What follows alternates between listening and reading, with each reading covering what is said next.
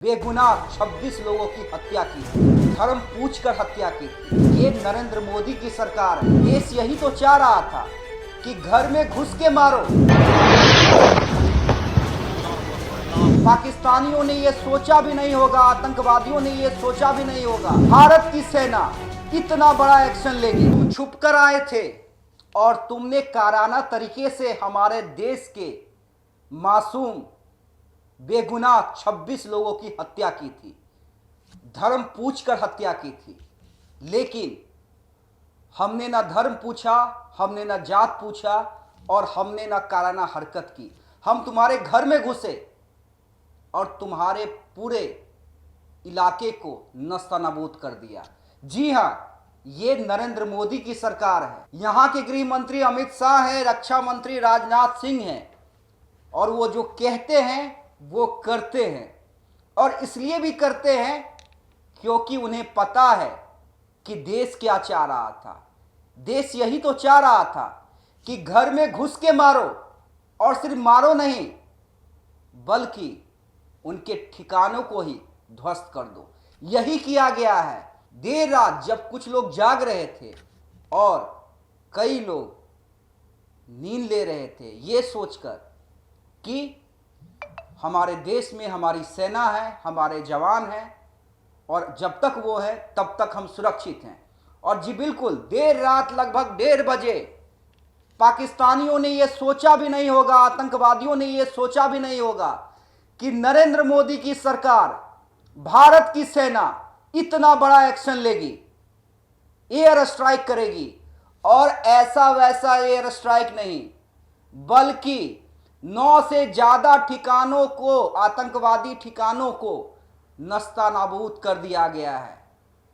100 से ज्यादा आतंकवादी मार गिराए गए हैं। जी हां, 100 से ज्यादा आतंकवादी।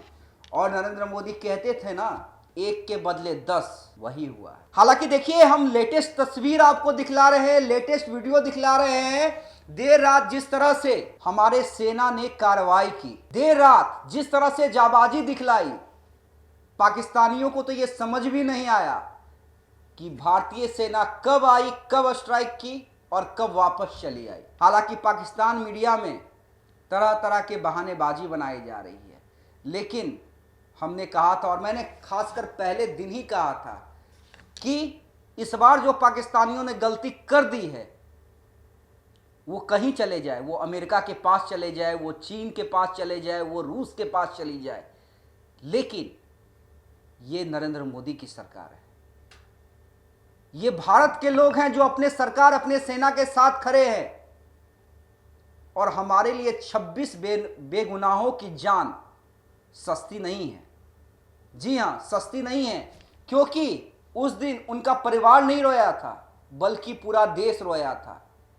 पूरा देश गुस्से से उभर रहा था और इंतजार कर रहा था कि नरेंद्र मोदी कब एक्शन लेंगे।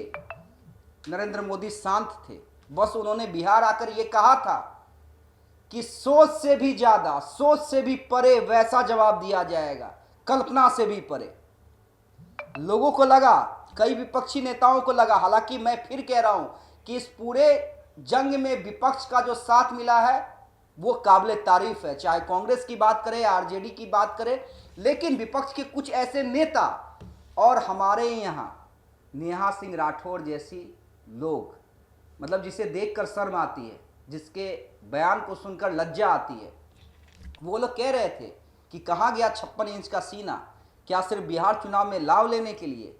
लेकिन इन लोगों को पता नहीं था कि ये भारत की जनता है, ये भारत की सेना है, ये प्रधानमंत्री नरेंद्र मोदी है। देर कर रहे हैं, और देर क्यों कर रहे हैं? देर इसलिए कर रहे हैं क्योंकि एक प्रोटोकॉल होता है, एक तैयारी होती है। ऐसे ही नहीं कि हवा में कुछ कर दिया और उसका कुछ रिएक्शन हो गया।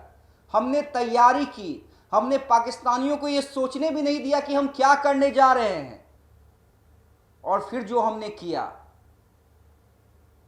वो काबिले तारीफ है।